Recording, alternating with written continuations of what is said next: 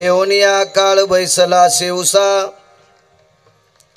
झाकी तो शिकैसा डोळ्याता वाचे नारायण वदे तू सादर काळ पास साचार चुके जेने प्रस्तुत प्राप्त प्रसंग निवडलेला अभंग विश्वमान्य विश्वभूषण विश्वाधिकार विश्वप्रिय शांती ब्रह्मनाथ बाबा यांचा प्राप्त प्रसंगी निवडलेला अभंग विठाला विठाला छान आहे साऊंड सिस्टीम बेस कमी करा कडक करा आवाज देव चांगलं करेल तुमचं कडक करा कडक प्राप्त प्रसंगी निवडलेला अभंग माझ्या पैठणच्या मालकांचा आहे मालक या अभंगाद्वारे जीवसृष्टीतील मानवी जीवाला मुंगीपासून झाडापर्यंत सगळे जीव सृष्टीत आले त्यांना कसला उपदेश पशुकाय पाप पुण्य जाणीते उत्तम मध्यम भोग भोगीते बुद्ध्यांक मोठा आहे ज्याला मानवी देह म्हणतात या मानवी देहाला मानवी शरीरात तुम्ही आम्ही आपल्याला उपदेश केला राजे हो काळ प्रत्येकाच्या उशाला बसलाय भीत नाही काळ कोणाच्या बापाला ना पैशावाल्याला भेट नाही ना खुर्च्यावाल्याला भेट नाही ना आमच्या लोकायला भेट नाही ना डॉक्टरायला भेट नाही ना व्यापाऱ्याला भेट नाही 10-5 एकर ज्याला शेती त्यालाही भेट नाही काळ फक्त नामधारकाला भेटतो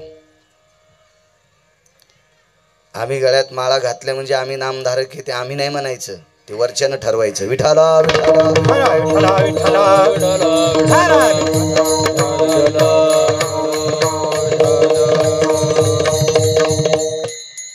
बाकी कोणालाच काळ भेट नाही याच्या पलीकडे सांगू का विटेवरचा मालक आणि काशीतले मालक जर जीवदशेला आले जीवदशेला त्या दोन्ही मालकांना सुद्धा नियम मृत्यू लोकात माणसाचीच लागू येत येरती पामर जीव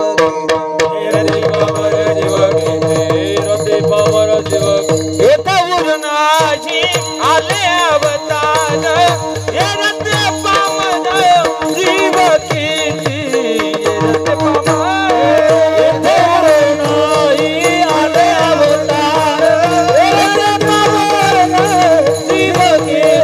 पामर जीव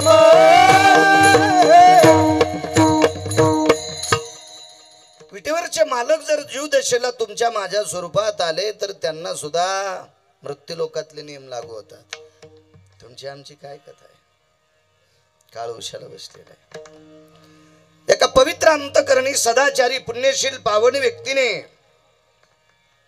पैठणच्या मालकांचे पाय धरले श्री गुरुनाथ बाबा आतापर्यंत तारुण्याच्या मदानं या संसाराची घडी बसण्यासाठी इतका व्यापात होतो की काळ जवळ आलेला कळालाच नाही वाया हा संसार करीशी हवा भरी कारण माणसाला संसारात फार हवा असते मी सुद्धा लग्न केलेले मधात चट बद पडू देईन पण कडी लावत गेलं की त्याच्यावर उभं राहून आवतानी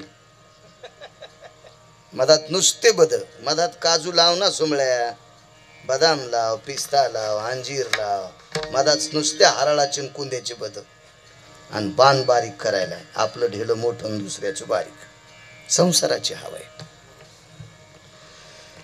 पैठणच्या मालकाच्या चरणावर नतमस्तक झाला गुरुवर्य तारुण्याच्या मदामुळे सत्तेच्या मदामुळे संपत्तीच्या मदामुळे या संसारात मध्ये हाती गुंतल्यामुळे मला काळ जवळ आलेला कळाला नाही पण तुमच्यामुळे लक्षात आलाय माझ्या उशाला काळ बसलाय आता उपाय भजन कर वाचे नारायण वदे तू सादर काळ पास साचार चुके जेने काळ भजनानं चुकू शकतो अविरत रात्रंदिवस हातात टाळ घेऊन भजन करणं यालाच भजन म्हणते असं नाही आपल्या मुखारविंदातून पडलेला शब्द पुढच्यासाठी उपदेश ठरावा याला सुद्धा भजन म्हणतात याला सुद्धा भजन म्हणायचं आपण घरी आईवडिलांची सेवा करत असेल खुर्चीवरली बसा खाली आता काय चाल सुरू झाल्यावर राहायचं आपण घरातल्या ज्येष्ठ लोकांची माता पित्यांची सेवा करत असेल आणि पंढरपूरला जायला भेटलं नसेल, पण आई लेकरावर जितकं प्रेम करते तितकं प्रेम जर मुलानं मायबापावर केलं असेल तर हजारो पंढरपूरच्या वाऱ्या केल्याचं पुण्य त्याला तिथंच प्राप्त होते. याला सुद्धा भजन म्हणायचं. दुसऱ्याला चांगलं सांगणे हे भजन आहे. चांगलं काम करणे हे भजन आहे. देवाला हेवा वाटावा असं वागणं हे भजन आहे. भजन करतून दुसऱ्याची उकांडी इचकी तू भजनात नाही तमाशात नाही, दोन्ही पेवावरी कोणीकडत नाही. इथं जन असते पराणाला भेटे कोणीकडत नाही. दोन्ही कोण वाजला विठाला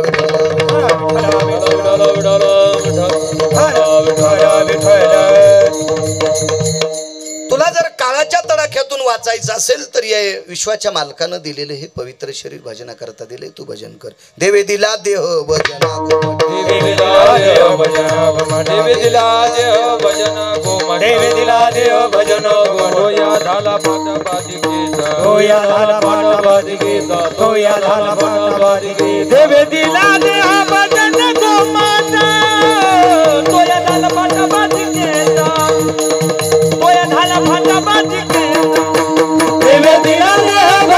गोमाता गोया झाला गोया झाला.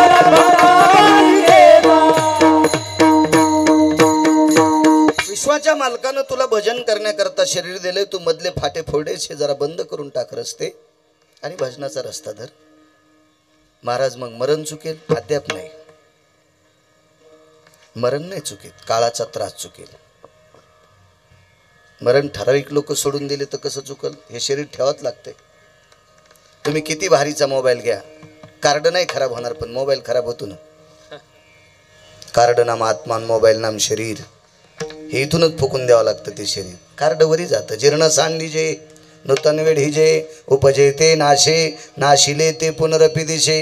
हे घटिका यंत्र जैसे परिभ्रम आहे का घड्याळासारखं काम आहे, काट्यासारखं. हे जुनं फेकून द्यायचं, नवं घालायचं. शरीर नाही थांबणार. हे ठेवण्याचं आहे. हे 5 लोकांकडनं उष्ण घेतलंय. शेखी ज्याची त्याला देणे लागे. आणले ते उसने साथ, आणले ते उसने साथ, आणले ते उसने साथ.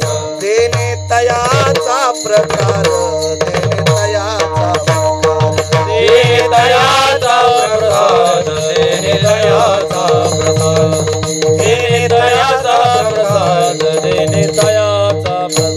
हे नीले ते उसने साथ, देणे तयाचा प्रसाद, देणे तयाचा प्रसाद. नीले उसने साथ, देणे तयाचा प्रसाद, देणे तयाचा प्रसाद.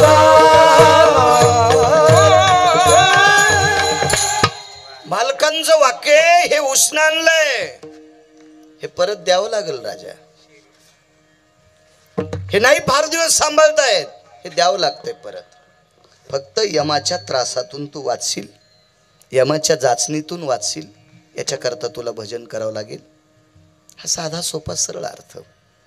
मोठ्या श्रद्धेने, मोठ्या अट्टहासाने, मोठ्या असीम प्रयत्नाने, भावयुक्त अंतकरणाने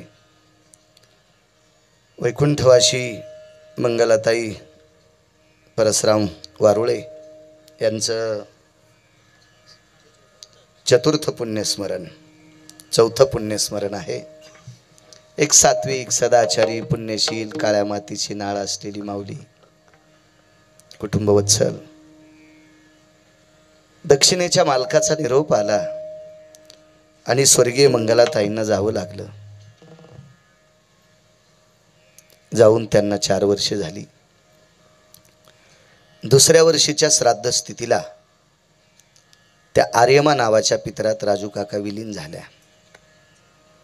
कारण माणूस गेल्याच्या नंतर त्या पुढच्या येणाऱ्या, आपण ज्याला वर्ष श्राद्ध म्हणतो, त्या दिवशी आर्यमा नावाचे पितर आदल्या दिवशी गावाच्या शिवेवर येत असतात आणि आर्यमा नावाचे पितर गावाच्या आत शिवेवर येऊन दुसऱ्या दिवशी सकाळी चित्रा आणि गुप्त या 2 लोकांकडनं बायोडाटा घेत असतात आणि त्यानुसार आर्यमा नावाचा पितर बाकीच्या 16 पितरात विलीन करून घेत असतात.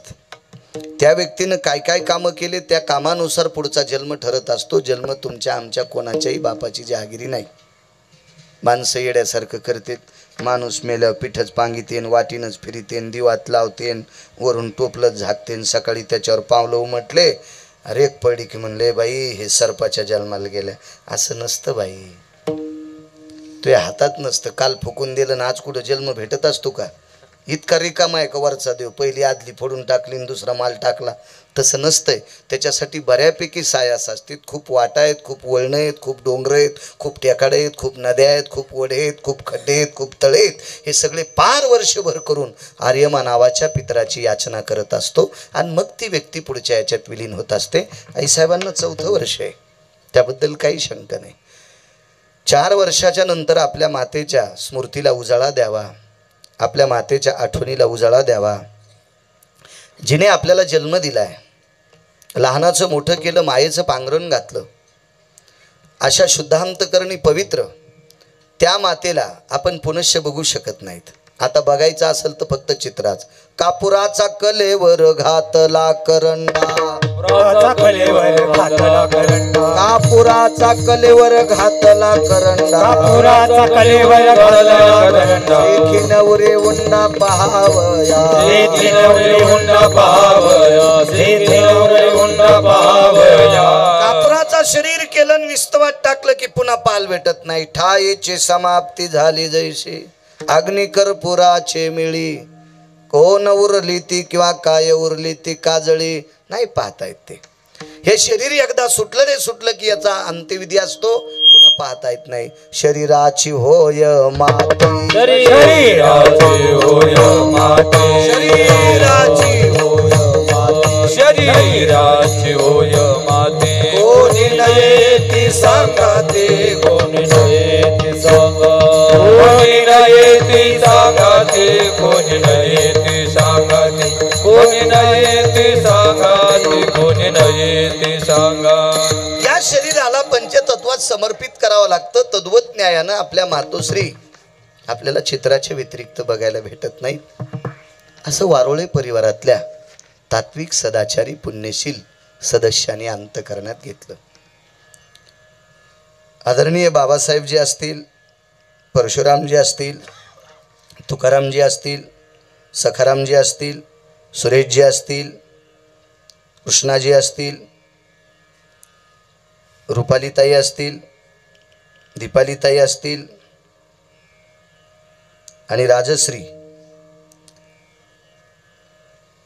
या सर्वांनी यांच्या अंतःकरणात एक भाव जागरूक झाला. आपल्यावर नाना प्रकारचं संस्काराचं सूत्र, कर्तव्याची झालर देणारी एक व्यक्ती आपल्यातनं हरवली. त्या व्यक्तीच्या आठवणीला उजाळा द्यावा याच्याकरता पुण्यस्मरणाच्या निमित्तानं ज्ञानोबाराय तुकोबारायच्या नामाचा जयघोष करून विष्ट मित्र सजन सखे सोयरी धायरी आप्तविष्ट एकत्रित यावा आणि विटेवरच्या मालकाचं, काशीतल्या मालकाचं नामचिंतन करून 2 पात्र उठवावा आणि आपल्या आईची आठवण या निमित्तानं करत राहावा असा भाव या वारोळे परिवाराने केला. त्यांना कोटी कोटी धन्यवाद. मला आमंत्रित केले याच्याकरता नाही, मला रोज कीर्तन आहेत. फक्त तुम्ही आपल्या मातेला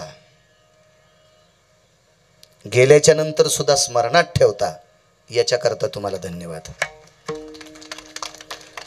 कारण महाराष्ट्राच्या मातीमध्ये 6053 गावं माझी महाराष्ट्रातली पूर्ण झाली.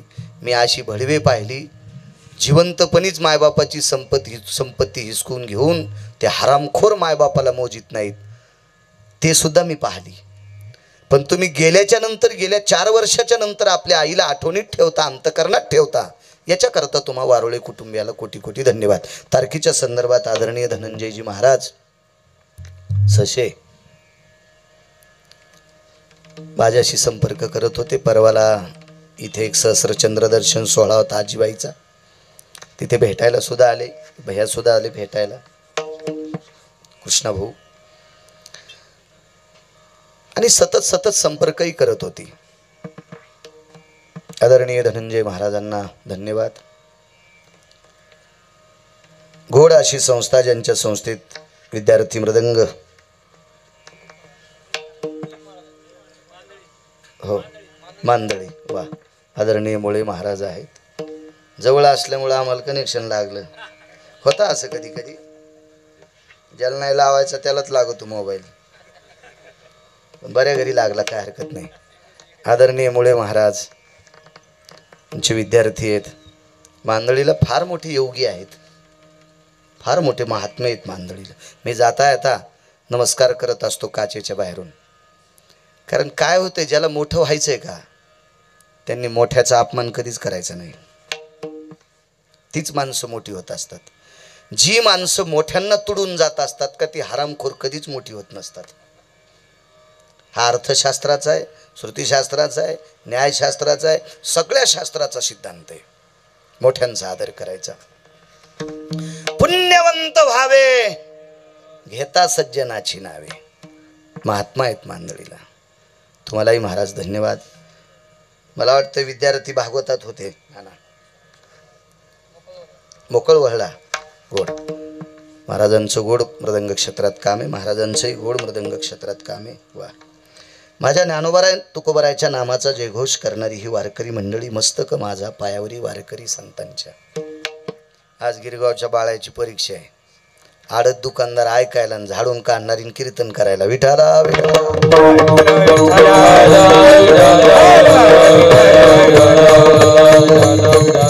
मी फार दिवसापासनं नाव ऐकत होतो आणि बऱ्याच मी दर महिन्याच्या वारीला पंढरीला असतो, पाठाला असतात पंढरपूरला गुरुवर्य. असंच कुठंतरी तिथंच कीर्तन हे ते व्यापात पळापळीत देवही करायचं आणि तिथून पुन्हा संसाराचं ध्यान असतंय. आमच्या शेतात काय झालं, कुठं काय झालं, हे सगळं. संसारातल्या माणसाचं जीवन म्हणजे जवसाच्या पेवात पडलेल्या चोरावानी. जवस कळतं का तुमच्याकडे? आळशी म्हणतात का जवस? जवस. जवसाच्या पेवात चोर पडला, छाती इतका गेला, मुकाड्या बसावनं बाहेर निघण्यासाठी वळवळ करू लागला. ते खाली गेला आणि जवस डोक्यावर आलं. वाघुरीत अडकलेलं सस जितका हातपाय हालीन का तितकं आवळून बसत, तसं संसारातलं जितकं येडेवानी करीन का तितकं गुतूत बसत. हे वाढेव ते वाढेव ते वाढेव. फार दिवसापासून पाहायची इच्छा होती. महाराज हे कीर्तनकार नाहीत, कीर्तनकार तयार करायचा कारखाना यांच्याकडे. असे गुरुवर्य प्रातस्मरणीय श्री गुरु आदरणीय तुंतुणे शास्त्री महाराजांच्या चरणी गिरगावकराचा नाक घासून साष्टांग प्रणिपात. मोठी माणसं भेटत जावा.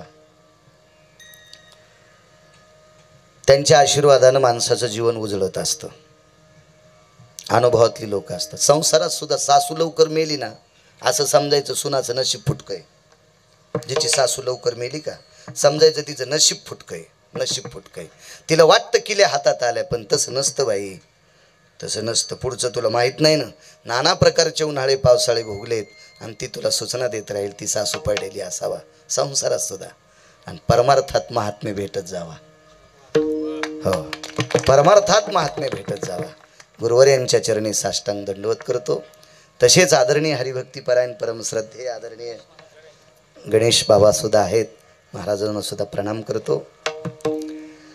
या परिसरात राहुरी तालुक्यात वेदशास्त्र संपन्न हा गोडसा परिवार, आदरणीय राजू काका असतील, विजू काका असतील, नाना असतील, सतत संपर्क. परिसरात 50, 60, 70 किलोमीटरपर्यंत येण्याची इच्छा. आदरणीय राजू काका सुद्धा आलेत, काकांना प्रणाम. आदरणीय आमचे अमोल आकाश भैया सुद्धा आलेत, वेदशास्त्र संपन्न आहेत. त्या दिवशी सुद्धा कीर्तनाला होते, वेदमृती प्रणाम. आदरणीय राम पाटील गुंड सुद्धा, त्यांच्याकडे सुरुवातीलाच मी आलतो मागच्या वेळेस फार दिवसापूर्वी. त्यावेळेला विद्यार्थी होते, परवाला विद्यार्थी होते, जंगले बाबांचे विद्यार्थी होते, गुरुवर्य जंगले बाबांचे विद्यार्थी होते. राम पाटील गुंड, आदरणीय पप्पू पाटील असतील, निलेश भाऊ असतील, आमचे आदरणीय राजूजी दानवे, मोकळवळला भेट व्हायची त्यांची आमची. त्यांनाही धन्यवाद प्रणाम.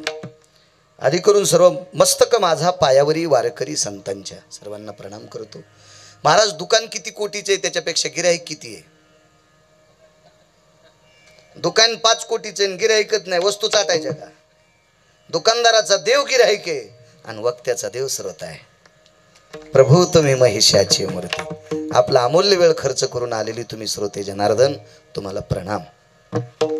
आणि कृष्णा भाऊ, अतूट निष्ठा राजे तुमच्या या माऊलीवर, अतूट निष्ठा, अतूट अतूट अतूट.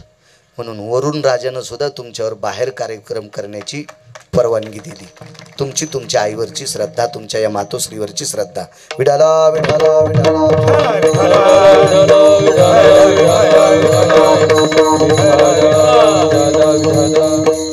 येऊन या काळ बैसला असे उसा. बरीच लोक म्हणतात मग हे सगळीच महाराज गेलेल्या माणसाचं वर्णन करतात, असं तसं, सात्विक, सदाचारी, पुण्यशील, पावन. मग हे जातेत कस काय? काळ सोडित नसतो राजा कोणाला. आयुष्य संपल्याच्या नंतर काळ घेऊन जातो. माशी पाखू पाखडे, ग्रास सगळी सत्ता आपल्या हातात नाही ना, काही हातात नाही. आपण फक्त हव्यासानं पुढचं बघत असतो.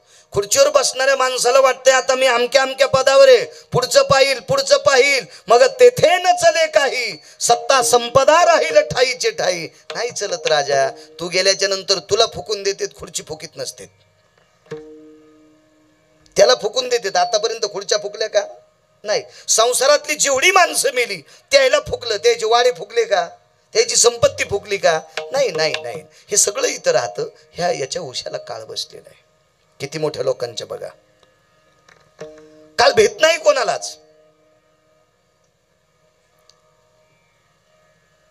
शास्त्री बाबा, गुरुवर्य बाबा, 10-5 पुस्तकं पाठ करणाऱ्या काही लोकांना असं वाटतंय मी फार विद्वान, मी फार विद्वान, मी असा अभ्यास केलाय, मी अमकं केलंय, मी तमकं केलंय, मी हे फलानं निर्माण केलंय, हा भाग माझा आहे, असं असं ते वळवळ करीत असतात, वळवळ करीत असतात. तुम्ही मी किती शिकलोत याच्यापेक्षा आपल्यापेक्षा वरचा शिकवणारा कोण होता? त्या व्यक्तीचं नाव होतं, नुसता भारत देश नाही, पृथ्वीवर जेवढे देश आहेत या सर्व देशात एक शिक्षण महर्षी गाजले. त्या शिक्षण महर्षीचं नाव होतं महर्षी सांदीपनी.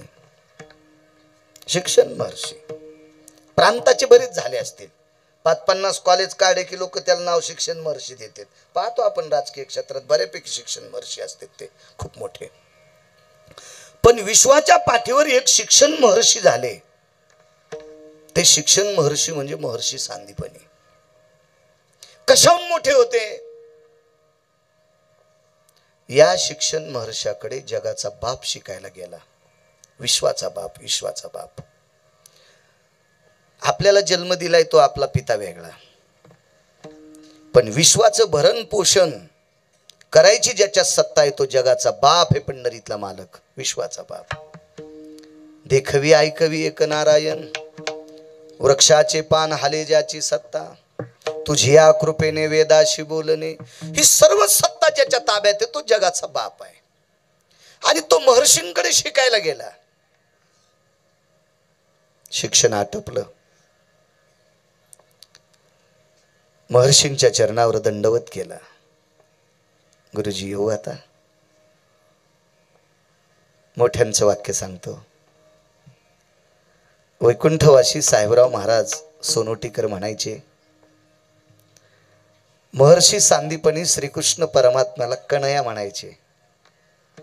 ए कन्हैया, बाळा इकडे रे. ए बाळा, चुलीला जळतण कमी आहे, सरपण घेऊन ये रे. गुरुवर्य सांदीपनीजी असं म्हणायचे. पण ज्या दिवशी आश्रम सोडून जाताना दर्शन घेतलं, गुरुवर्य येतो मी, मला बरंच काम आहे. मागचा अवतार म्हणजे गुरुवर्य कर्जबाजारी होता, ऋण फेडावया, कर्जबाजारी अवतार होता, 7वा अवतार. आणि त्या अवतारातलं कर्ज फेडण्यासाठी पुढचा अवतार आहे. गुरुवर्य येतो मी आता. त्या दिवशी कन्हैया नाही म्हटले, प्रभू म्हटले. प्रभू येतात? हो गुरुवर्य येतो मी. येता प्रभू? हो गुरुवर्य येतो मी. या. विश्वाच्या मालकाने डोळे भरून आले.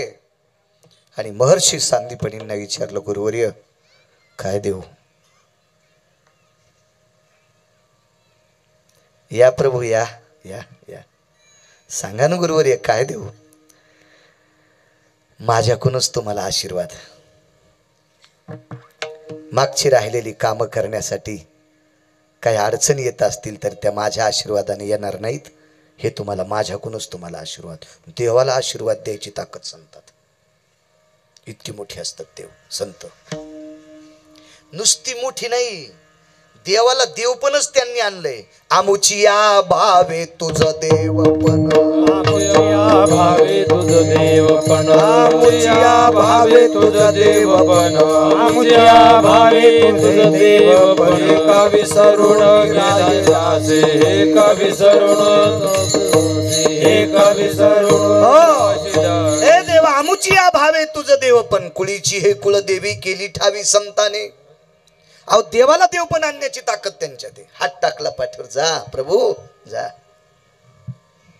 देवानं पुन्हा विचारलं, गुरुदेव विश्व माझ्या रुष्ट होईल, मी तुमच्याकडे एवढं विद्यार्जन केलं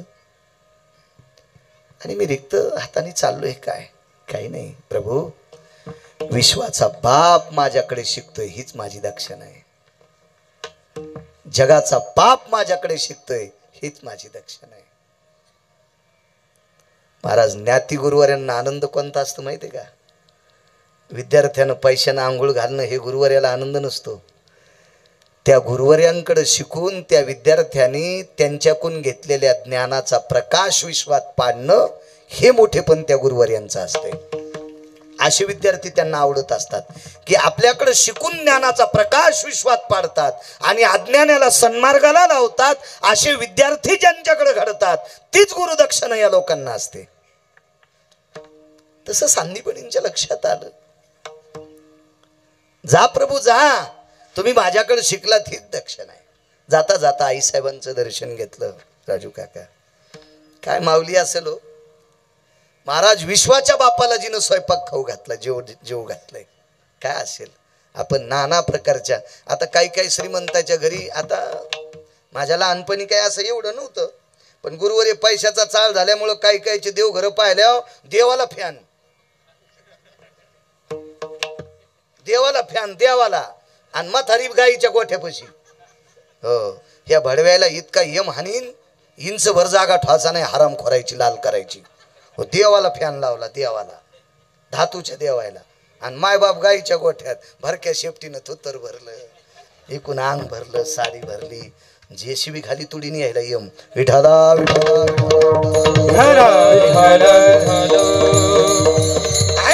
देवाचं लालन पालन असावं, त्याबद्दल काही विषय नाही. आपल्याकडे षोडशोपचारी पूजा सांगितली, शिष्टाचार सांगितला, कुलाचार सांगितला, त्याबद्दल दुमत नाही.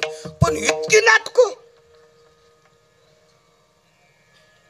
तुम्ही जिवंतांना विचारित नाहीत.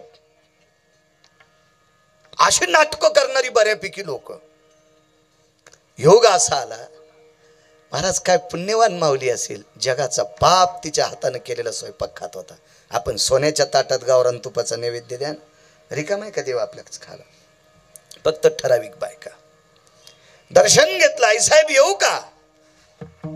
पाठीवर थाप टाकली, या प्रभू या. देव आश्चर्यचकित झाला, एवढ्या दिवस आरे कारे बोलत होते ना, आज आहो जाऊ आणि प्रभू म्हणतात. उद्धव रस्त्यात भेटले गुरुजी, आणि देवानं उद्धवाला विचारलं, इतक्या दिवस मला आरोतुरो बोलत होते ना, आज प्रभू कस काय? त्यांनी शिकवलेल्या ज्ञानानं प्रभू, तुम्ही प्रभू झालात. काय मोठ्याचा सिद्धांत असतो. महर्षी सांदीपनींच्या ज्ञानाच्या प्रकाशानं तुम्ही प्रभुत्वाला आलात, म्हणून ते आज तुम्हाला प्रभू म्हटलेत. काय मोठ्यांचं वाक्य असतं, दमदार वाक्य असतं मोठ्यांचं, दमदार. आई साहेब येऊ का? या. आई साहेब मालकाने काहीच मागितलं नाही गुरुवर्यानं, तुम्हाला काय देऊ? अरे मी अशा मालकाचं कुंकू लावते प्रभू की माझ्या मालकानं आयुष्यात कोणाच्या पुढे हात पसरला नाही, आणि मी त्या मालकाची पत्नी. मी तुम्हाला कसं मागेल प्रभू, मी कसं मागेल तुम्हाला, कसं मागेल? या. पाठीवर हात टाकला, जा, काही अडचणी असतील तर दूर होतील. देवावरची संकट निघून गेले. द्वारका नावाच्या नगरीत राज्य झालं. देवाच्या जीवनात सारखा उन्हाळा होता पांडवांचा. द्वारकेचा राणा पांडवा घरी निरोप आला. महर्षी जात राहिले. आकाश मार्गाने जाणारा रथ घेतला. मणिपुष्पक, मणिदंत, मणिप्रिया एक घोड्याचं नाव राहिले. घरी गेल्यावर पहा कोणतं होतं ते. सगळ्या गोळ्या एकखट्या घेतल्यावर रिॲक्शन येत असतं. शोधा, घरी गेल्यावर शोधा. तुम्ही इतके हुशार व्हा की आमच्या लोकांना तुमच्या पुढे कीर्तन करताना घाम आला पाहिजे, घाम. पण तुम्ही गाफील राहता म्हणून आमचे गाणे म्हणतात. आणि याचं पाप तुमच्या डोक्यावर आहे. विठाला विठाला विठाला विठाला विठाला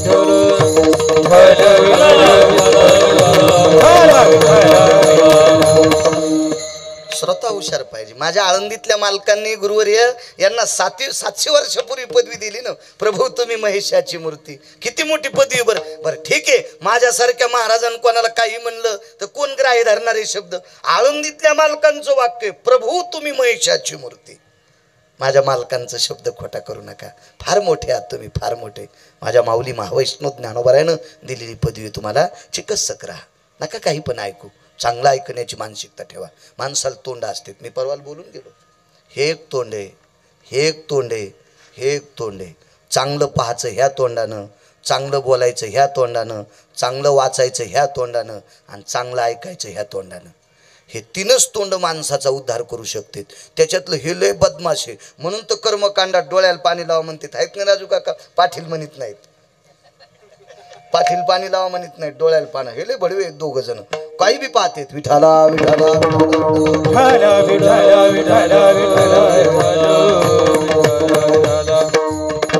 चिकित्सक वृत्ती ठेवा. निरोप आला. गुरुवर्य जात राहिले. आकाश मार्गाने जाणारा रथ घेतला. सोबत काही ठराविक व्यक्ती घेतली. त्या स्थळाला रथ उतरला. सगळ्यांनी पाहिलं. जगाचा बाप आलेला आहे. गुरुवर्यांचं पार्थिव टेकलेलं होतं. प्रणाम केला. बाजूला जिचे 14 मान संपलेत अशी एक व्यक्ती बसलेली होती. 14 मान. या भारतीय संस्कृतीतील पवित्र महाराष्ट्राच्या मातीतील एखाद्या स्त्रीचा ज्या वेळेला पती जातो त्यावेळेला तिचे 14 मान हरण केले जातात. श्रुतीशास्त्राचा सिद्धांत आहे, कर्मकांडाचा सिद्धांत आहे, आपल्या पुराणाचा सिद्धांत आहे. अशी एक स्त्री बसलेली आहे. अंतःकरण त्या स्त्रीसाठी वाकलं. जगाचा बाप रडत होता. उद्धवाला विचारलं, प्रभू रडता? उद्धवा, ह्या पोटाची निगराणी केली रे या माईनं. ह्याची कपाळ पारख झाले. बघता बघता ते पार्थिव चौघांच्या खाली येऊन या काळ बैसला. शिवसा सांगतोय, काळ नाही सोडत कोणाला. स्वर्गीय मंगलाताईंना जावं लागलं. हे निमुटपणे कुटुंबातल्या लोकांनी सहन करायचं याच्याकरता सांगतोय. पार्थिव चौघांच्या खांदीवर. जिथं देव आलाय तिथं अंत्यविधी किती शिस्तीत असेल कल्पना करा. अशाच पुण्यतिथीच्या याच्या कीर्तनात काही काही नियम सांगता येतात. गुरुवर्य इतका कधी कधी अंत्यविधीला गेल्यावर मळमळ होते किंवा राग येतोय. असं वाटतंय तटतट बूट घालून आपल्या गाडीत बसून निघून जावा. इतका अमानुषपणा पाहायला भेटतो. उन्हाळ्याच्या दिवसात टायर टाकतात माणसं पेटवायला. उन्हाळ्याच्या दिवसात टायर टाकावा, डिझेलच्या कॅन टाकावा, राखेलच्या कॅन टाकावा. रामपाटील पोपटील हा अमानुषपणा आहे.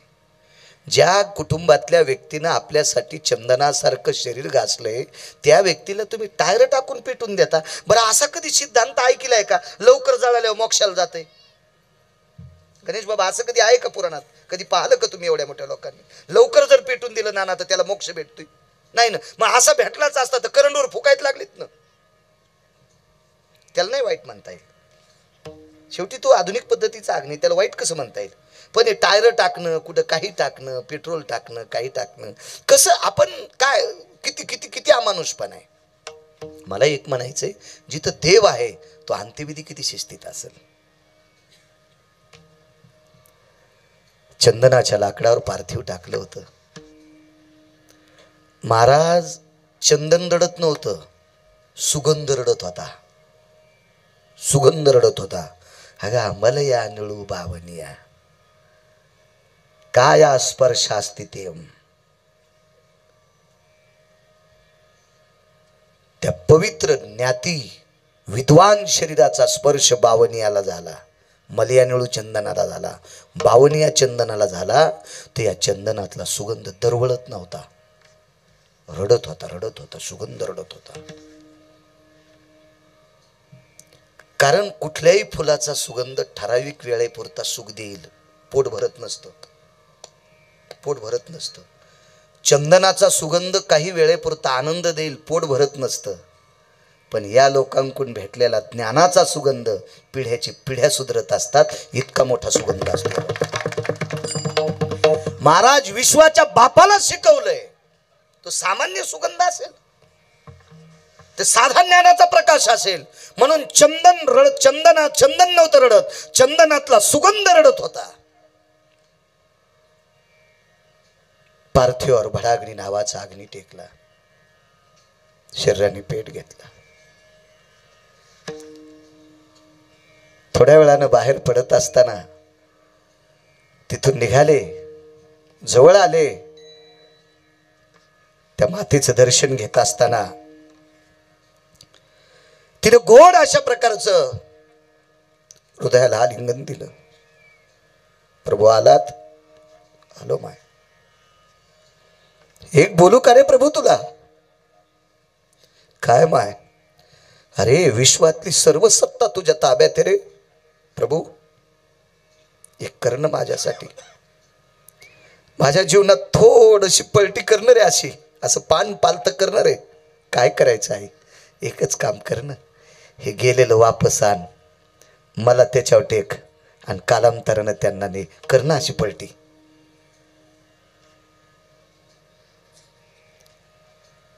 विश्वाच्या मालकाने स्वतःच्या पितांबराने गुरुमातेचे डोळे पुसले आणि गुरुजी मसन वाट्यात लोटांगण घातलं. हो, मसन वाट्यात लोटांगण घातलं, मशानभूमीत लोटांगण घातलं. ढस ढस जगाचा बाप पायावर रडत होता. माय, निसर्गाचा नियम मला बदलता येत नाही. साखरेचा नोहे ऊस, साखरेचा नोहे ऊस. ऊसाची साखर तयार करणारी कारखाने जगात खूप आहेत आई साहेब, पण साखर मशीन मध्ये टाकल्याच्या नंतर त्याचा ऊस तयार होत नाही. हा निसर्गाचा नियम आहे. माय माफ करा आई साहेब. आई साहेब, मागे त्रेता युगात मी वनात असताना या शरीराला जन्म देणारा पिता जातोय, मला यमाला तितक्या वेळापुरतं वापस येऊस तर थांबिता येत नाही. मला मालकाला कसं उठिता येईल? संपला सिद्धांत. महाराज विश्वाचा पाप ज्यांचं शिष्यत्व स्वीकारतोय, विश्वाचा पाप ज्यांचं शिष्यत्व स्वीकारतोय, जगाच्या बापाच्या गुरुवर्यांना सुद्धा हे लोकातली यात्रा सोडावं लागती. त्यांच्या पण उशाला काळ बसतोय. म्हणून पैठणचे मालक पहिल्याकडे ये बोलिया काळ पैसराचे भुसा, ये बोलिया काळ पैसराचे भुसा, ये बोलिया काळ पैसराचे भुसा, ये बोलिया काळ पैसराचे भुसा, ये बोलिया पैसे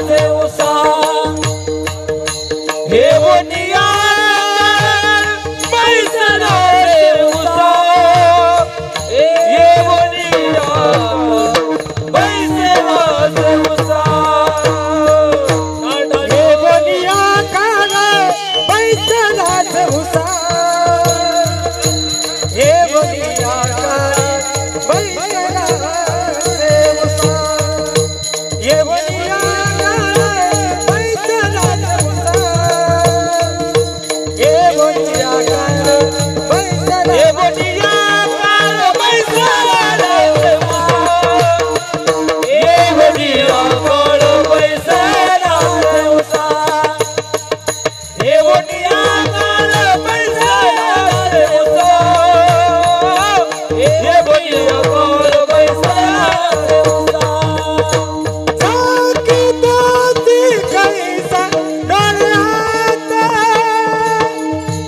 तोची कैसा डोळ्यात वाचे नारायण वदे तू सादर वाचे नारायण वदे तू सादर वाचे नारायण वदे तू सादर वाचे नारायण वदे तू सादर झाकी तोची कैसी डोळ्यात झाकी तोची कैसी डोळ्यात वाचे नारायण वदे तू सादर वाचे नारायण वदे तू सादर वाचे नारायण वदे तू सादर वाचे नारायण वदे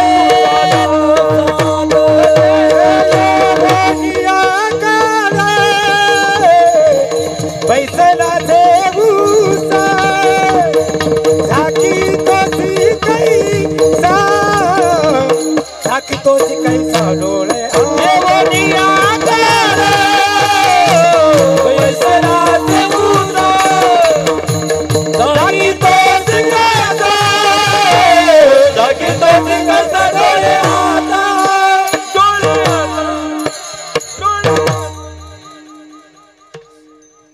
मला नाही वाटत आपण सांदीपणी इतके मोठे असावा असू त्यांच्या सुद्धा उशाला काळ बसला तुमची आमची काय कथा आहे भजनाचा पुरुषार्थ किती मोठा आहे तरी पण जावं लागतं याचं एक मूर्तिमंत प्रकरण तुमच्या पुढे मांडतोय पंढरपुरातल्या मालकाची सगळी पोरं मरावा गुरुवरी असा एका पतिव्रतेचा शाप गांधारीचा शाप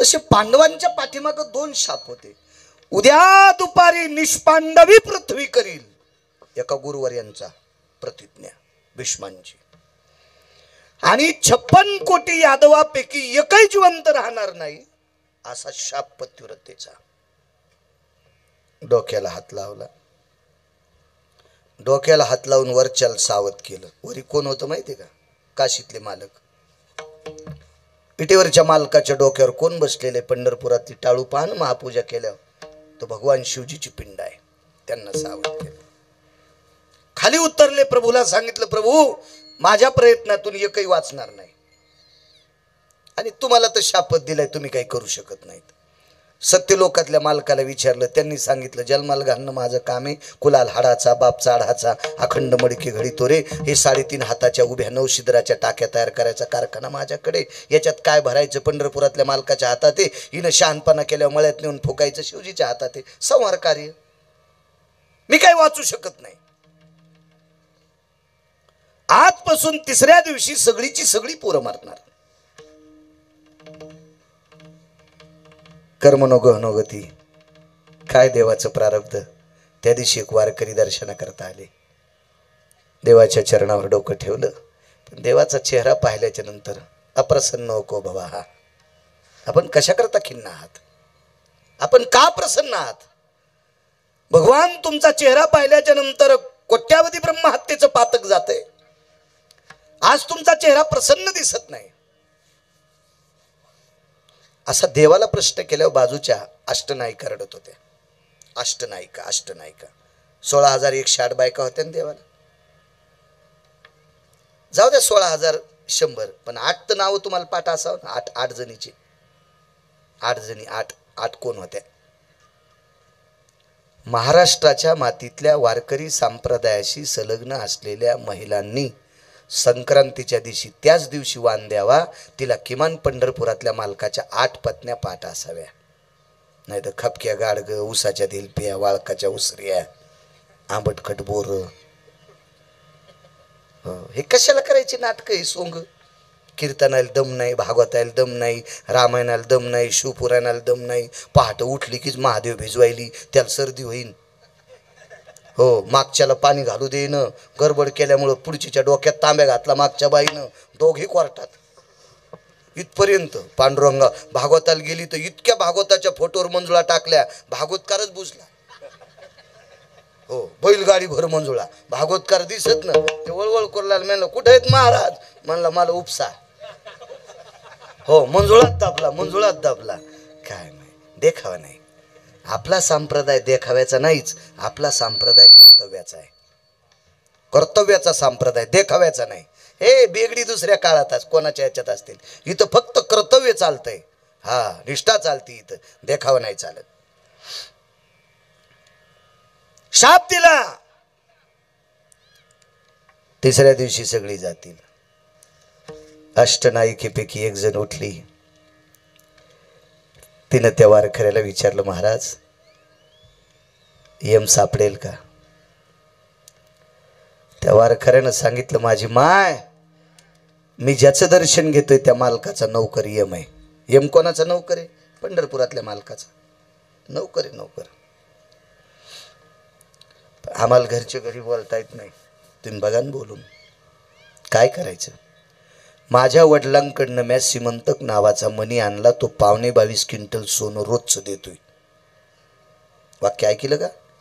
22.5 क्विंटल सोनं रोज देतो, रोज. 21 क्विंटल 78 किलो 44 तोळे, 8 भार 26,666 तोळे, 8 मासे, याचा एक भार गुणिले 8, 21 क्विंटल 78 किलो. बापाकडनं आणला. सत्रजिताची कन्या सत्यभामा, अष्टनायिकेपैकी एक. वारकऱ्याला सांगितलंय, हा मणी कायमचा चंद्र सूर्य येतोपर्यंत यमाला. पण यमाला म्हणा, आमचा दिवा लावायला एकच मुलगा वाचव. धनुबा एकच. देवाला 48,324 मुली होत्या. गरुड राजू काका, प्रत्येकीला 3 मुली झाल्या. 16,108 गुणिले 3, 48,324 मुली, 1,61,081 मुलं, आणि सगळ्याची लग्न झाले. 56 कोटी यादव. एवढा मोठा परिवार. याच्यातलं फक्त एकच वाचवा आमच्या वंशाला दिवा लावण्यासाठी. यम बाजूला आला ना, आईसाहेबाचं दर्शन घेतलं. मला सोन्याची गरज नाही, मण्याची गरज नाही, धनाची गरज नाही, पण मी तुमचं ऐकून जर तुमचा एक मुलगा वाचिला तर परवाच्या दिवशी बाईनं माझ्याकडे पाहिलं तर यमाचाच बुक्का होईल, यमाचा बुक्का होईल. बरं, त्या बाईनं यज्ञ केला नाही, त्या बाईनं तपश्चर्या केली नाही, त्या बाईनं कुठली तीर्थयात्रा केली नाही. मला असं वाटतं त्या बाईनं माळ घेऊन जपही केला नाही. त्या बाईनं एकच केलं, त्या बाईच्या नवऱ्याला जग दिसत नव्हतं, तिला दिसत असून तिनं पट्टी बांधली. तिची देवा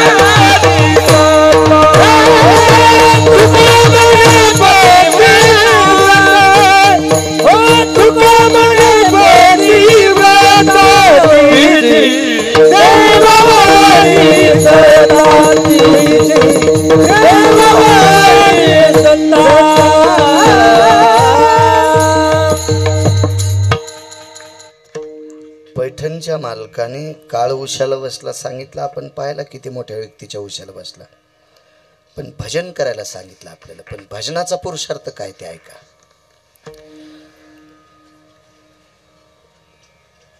महाराजांनी सांगितलं, आईसाहेब कोणाला सोनं पैसे काही देऊ नका, तुमच्या वंशातला दिवा लावायला मी एक जिवंत ठेवतो.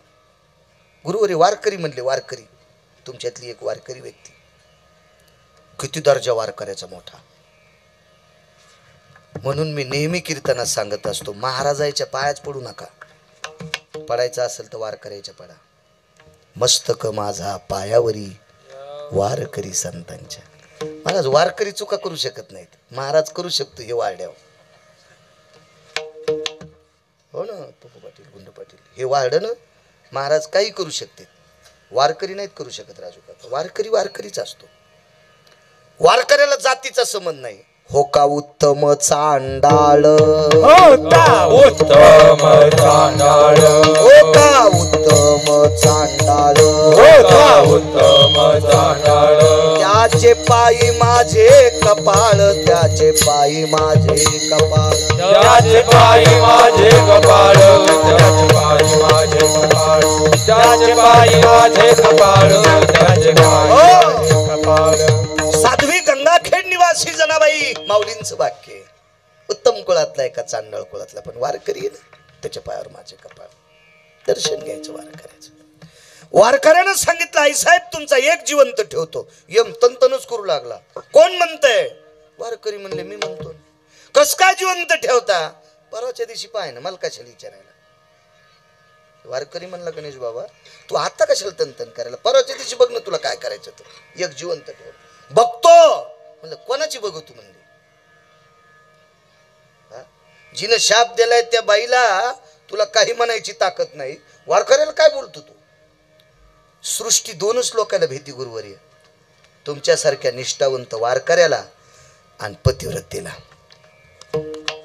सृष्टीतली प्रत्येक क्रिया भीती, प्रत्येक क्रिया दोनच लोकांना भीती. देवाला भेट नाही. देवाला का भेट नाही? कारण देव तुमचं भलं करीत नाही आणि वाईट करीत नाही. एक जण पंढरपुरातल्या मालकाकडे गेला आणि म्हणला देवा माझ्याकडे 300 कोटीची प्रॉपर्टी पण एकही पाहुणं पोरगी देईन. भगवान म्हणले या तर काळात नाही, अजून 7 जन्म तो लग्न होणार नाही. म्हणजे अवघडच काम झालं. कस काय? म्हणले मला सांगायचं काय, तो बायोडाटा पाहतो ना, तुझी जन्म कुंडली आहे, तो नाही 7 जन्म होणार. अवघडच काम झालं. हे कोणी अंगावर घेऊ नका. नाही मग रेडीमेड कपड्याचं दुकान आहे. मी काय कोणाला कला फिरावं लागतंय? तर तुम्हाला बायका द्यायचं माहिती दुकान आहे का? आता एका संन्याशाने भजन केलं किती केलं गुरुवर्य?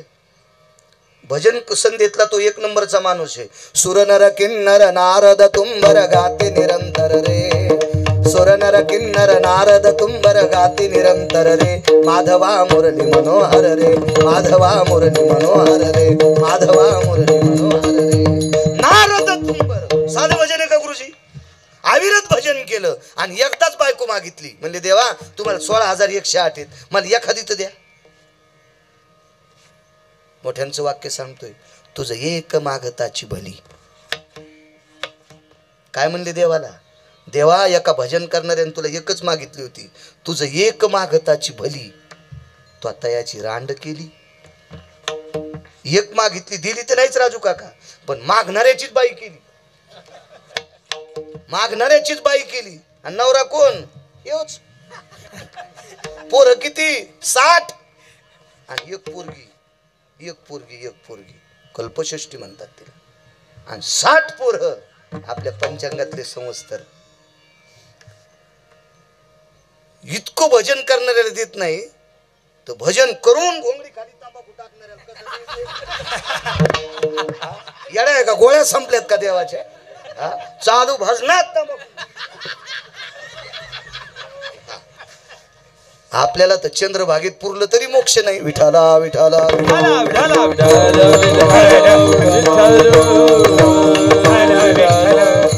हे काय झालं बघा, आपल्यावर घेतल्यावर यायची लय खसखस पिकली. जरास थांबा. आमच्यात मृदंगाचार्य गायक आणि महाराज या आमच्या 3 लोकांनी चुका केल्या आणि चुका करणाऱ्याला तुम्ही पाकिट दिलं की तुम्हाला नरक आहे. हसा ना आता. आता का उकळलं? हसा हसा. असा दगड पाडा डोस किंवा बघा ना त्याच्या. राजू पापी माणसाला अनुमोदन देणार अर्धा पापी असतं. म्हणून मी तुम्हाला सांगतोय अभ्यास करा, महाराज ओळखायची दृष्टी ठेवा. अहो शेळीला कळते बेसरामाचा पाला खाऊ नये. एक जण म्हणला महाराज कसे कळतील? सुंबळे आहेस का काय रे तू? तुला कसं काय महाराज कळत नाही? गुरुवारी शेळी बेसरम खाती का? नाही. तिला माहिती आहे बेसरम खाल्लं की आपल्या पोटात आजार होतो. गणेश बाबा हे शेळीला कळते. मग शेळीला माणसं आहेत का मेंदू आहे का? होय ना ना. मग एवढूसा मेंदू तरी त्या शेळीला अक्कल आहे.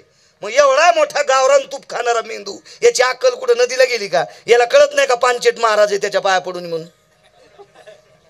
हलकटाच्या पाया पडून पाणी पिना छान के गुरु करना पछाण के. महाराज निष्ठेनं जीवन जगलं त्या लोकांच्या पाया पडत जा. हो राजे हो, तुमचं कल्याण होईल. भंगिऱ्याच्या कशाला पाया पडत आहे? नाही म्हणले त्याला 2.5 कोटीची गाडी बसायला. अरे गुंडाळायला 2.5 कोटीची गाडी.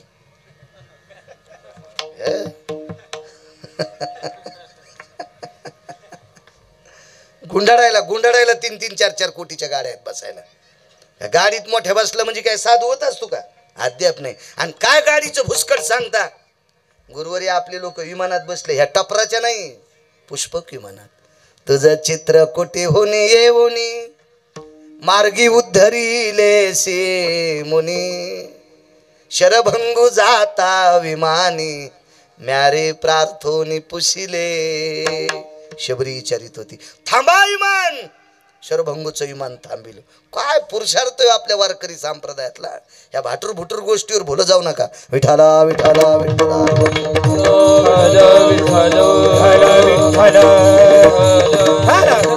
तिसरा दिवस उजळला. 1:15च्या नंतर देवाच्या सगळ्या पोरांना वेध लागले. मतिशीन झाली. प्रभास क्षेत्रावर मैरेक नावाची मदिरा होती. सगळ्यांनी गुरुवर्य पेली आणि तिथे एक दांड्यासारख्या वनस्पती तयार झाल्या. श्रीमद भागवत सांगते. आणि एकमेकाच्या डोक्यात दांड्या घालून यदुकुळाचा संहार झाला. तो प्रभास क्षेत्राचा समुद्र रक्ताने लाल झाला. सकाळी जसा कन्याकुमारीला सूर्य वरी आल्याच्या नंतर पूर्ण गुलाल उधळल्यासारखं वातावरण दिसतंय, तसा समुद्र रक्ताने लाल झाला. पंढरपुरातल्या मालकाची सगळी पोरं मेली. यम वारकऱ्याकडे आला. कोणता वाचीला? घरी गेल्यावर कळण म्हणले चल. आणि घरी आल्यावर वारकऱ्यानं नातू दाखिला. गुरुवर्य त्या नातवाचं नाव होतं वज्र. भगवान द्वारकाधीश श्रीकृष्ण परमात्म्याचा पंढरपुरातल्या मालकाचा नातू वाचविला, त्याचं नाव वज्र होतं. यम असा आखाडाच. यमानं वारकऱ्याला विचारलं, वारकरी कसं वाचिला? ते माझं मी ठरीन म्हणले. तुला कशाला ताण घ्यायचा? वाचिला आणि बस झालं. मारण्याची ताकद तुझ्यात आहे का? नाही म्हणे. सांगा ना गुरुवर्य कसं वाचिला? त्या वारकऱ्यानं सांगितलं, जीवनभर पंढरपुरातल्या मालकाचं भजन केलंय. जीवनभर भजन केले. झोपड्यात राहतो तो तेव्हा भजन. एक टायमाची भाकरी खातो तो त्यावेळेला भजन. वाटीभर पिठात पाणी मिठाचा खडा टाकून त्याची आंबील करून सगळ्या घरातल्या लोकांनी एक एक वाटी आंबील पेली, त्यावेळेला भजन. शेवटी 4-4 दिवस पोटात अन्नाचा कण नाही, समुद्राचं खारं पाणी पिऊन जगलो तरी भजन. आणि सोन्याच्या गावात राहतो तरी भजन. सोन्याच्या गावात राहतो तरी भजन. किती सोन्याचं गाव पप्पू पाटील. आज जगात असं एकच सोन्याचं गाव होतं की त्या गावातला मसनवाटा बी सोन्याचा होता. मसनवाटा बी सोन्याचा. रावणाचं गाव सोन्याचं, मसनवाटा मातुड्याचा. कुबेराचं गाव सोन्याचं, मसनवाटा मातुड्याचा. इंद्राचं गाव सोन्याचं, मरतच नाहीत, कार्ड दमदिशी खाली येत होते. येऊ लागती माघारे ऊस तोडायला. ऊस तोडायला वरून खाली आलेले कुठं खुर्च्या बसायला येत असतात काय गुरुवारी? दगड याचायला, तुरी कापायला, सोयाबीन कापायला, ऊस तोडायला. येऊ लागती माघारे मृत्यू लोक. आळंदीतल्या मालकांचं वाक्य. तिथं मसनवाट्याची गरज नाही. पण ह्या वारकऱ्यानं सांगितलं, अरे मसनवाटा सोन्याचा झाला तरी भजन केलं. इतकं शरीर गोड झालं. गोड म्हणण्यापेक्षा नामी झालं. आणि नामी झालेल्या शरीरानं स्पर्श केलेली वस्तू इतकी नामी होती की जी ज्याच्या हातात गेली तोही नामी होतो. गुरुवर्य शबरीचं शरीर नामी झालं.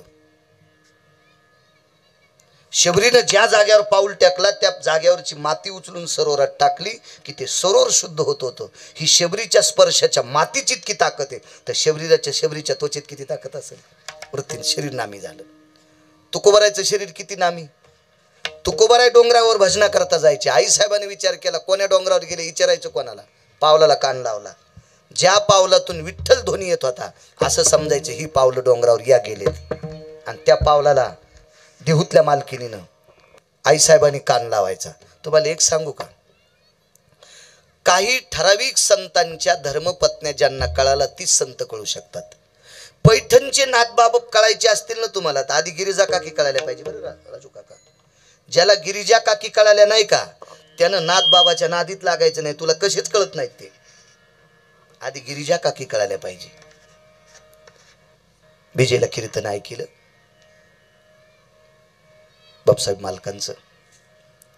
त्यांनी सांगावं, देहूतले आईसाहेब ज्यांना कळाल्या त्यांना तुकोबाराय कळाले, आणि पैठण मधले आईसाहेब ज्यांना कळाले त्यांना नाथबाबा कळाले.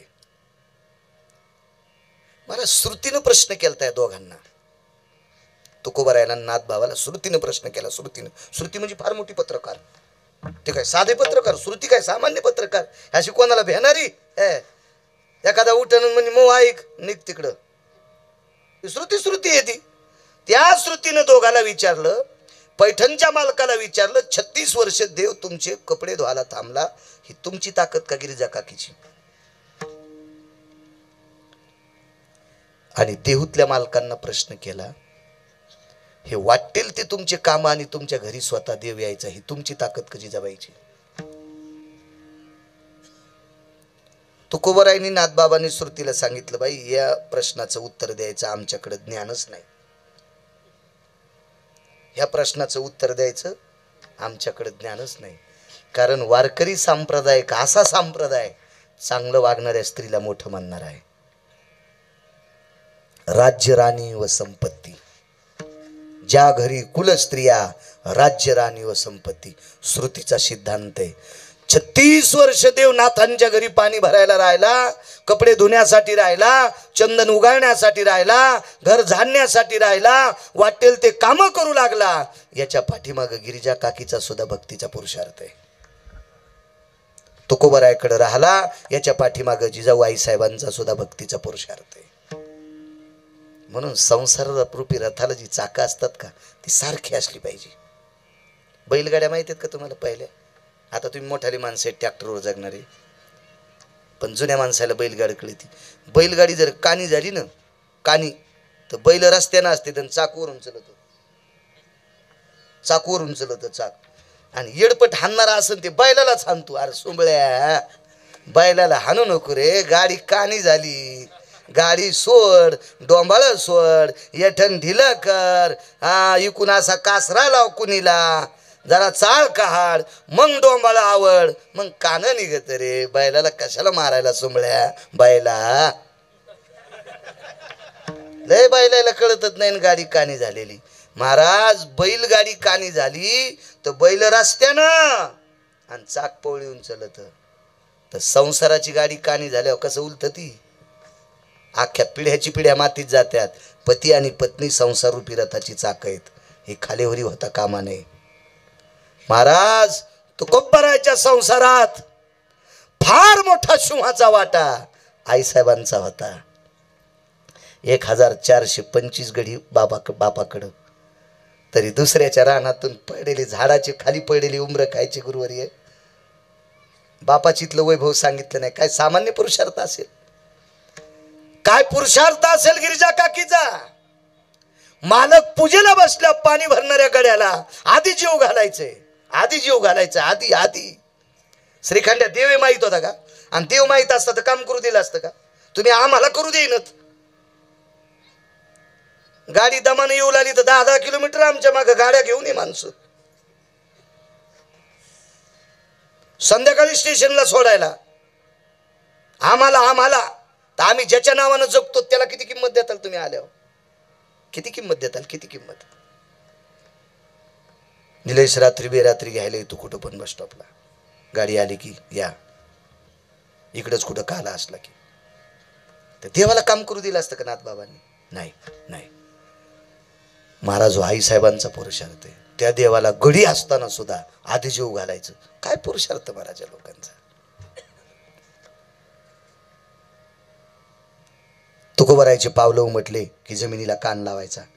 जे पावलं विठ्ठल म्हणते ते पावलं तुकोबारायचे. शरीर किती नामी झालं असेल, मातीला पाय लागल्याच्या नंतर माती विठ्ठल म्हणती, त्यावरती शरीर किती विठ्ठल म्हणत असेल.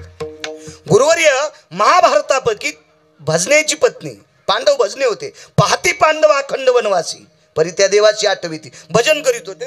यांची द्रौपदी नावाची पत्नी किती नामी.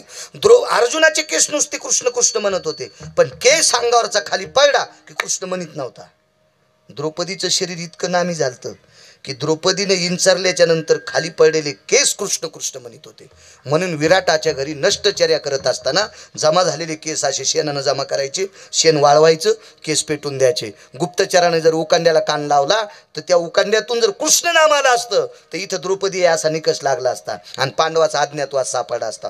काय पुरुषार्थ असलो ज्याच्या डोक्याचे केस खाली पडल्याच्या नंतर कृष्ण म्हणते, त्या अर्थी तिचं शरीर किती नामी झालं असेल. ऐका या वारकऱ्याची परिस्थिती. ज्या वारकऱ्यांनी सकाळी पहाटे देवाची पूजा करत असताना झाडाकडे पाहिलं, शिवजीची पूजा चालू असली की त्या झाडानं पांढरी फुलं द्यावी. ऋतुपुष्पम प्राप्त हो ऋतू या स्थित समर्पयामी. काही कसं वाहता येईल, पांढरीच फुलं, पांढरीच फुलं. वातावरणानं तुळशी जर सुकली असेल तर पहाटेच्या वेळेला एक नुसतं सुक्त म्हटल्याबरोबर त्या तुळशीच्या मंजुळा फुलून येत होत्या. वाणीची ताकद किती मोठी असेल महाराज. वाणीनं प्रभरण केलेली रसोदीर्घाचे स्वर महाराजला झाडाला कळ्या लागू देत होते. त्यार्थी शरीर किती नामी झालं असेल. आणि त्या इतक्या पवित्र वारकऱ्याचा स्पर्श पोह्याला झालता, पोह्याला आणि ते पोहे वज्रानं खाल्ले. म्हणून यमाची काय मायवेली वज्र न्यायला. त्या वारकऱ्याचं नाव आहे सुदामदेव. त्या वारकऱ्याचं नाव आहे सुदामदेव. दोन सिद्धांत पाहायचे, येऊन या काळ बैसला अशी उसा आणि भजनाची ताकद. वाचे नारायण वदे तू सादर, ह्या दोन गोष्टी बघायच्या. महाराज जीवनभर भजन केल्यामुळं देवाचा नातू जिवंत ठेवला. जीवनभर भजन केल्यामुळं सुदामदेवाने देवाचा नातू जिवंत ठेवला. हा पुरुषार्थ. पण देवाचा नातू जिवंत ठेवायची ताकद ज्यांच्यात, त्यांना पण गुरुवारी एके दिवशी जावं लागलं. म्हणून मालक पहिल्या कडव्यात म्हणतात, येवोनिया काळ बैसला से मूसा, येवोनिया काळ बैसला से मूसा, येवोनिया काळ बैसला से मूसा, येवोनिया काळ बैसला से मूसा, येवोनिया काळ बैसला से मूसा, येवोनिया काळ बैसला से मूसा, येवोनिया काळ बैसला से मूसा, येवोनिया काळ बैसला से मूसा, थाकी तोस कैसे डोले आता, थाकी तोस कैसे डोले आता, वाचे नारायण बने तू सादर, वाचे नारायण बने तू सादर, थाकी तोस कैसे डोले आता, थाकी तोस कैसे डोले आता, वाचे नारायण बने तू सादर, वाचे नारायण बने तू सादर.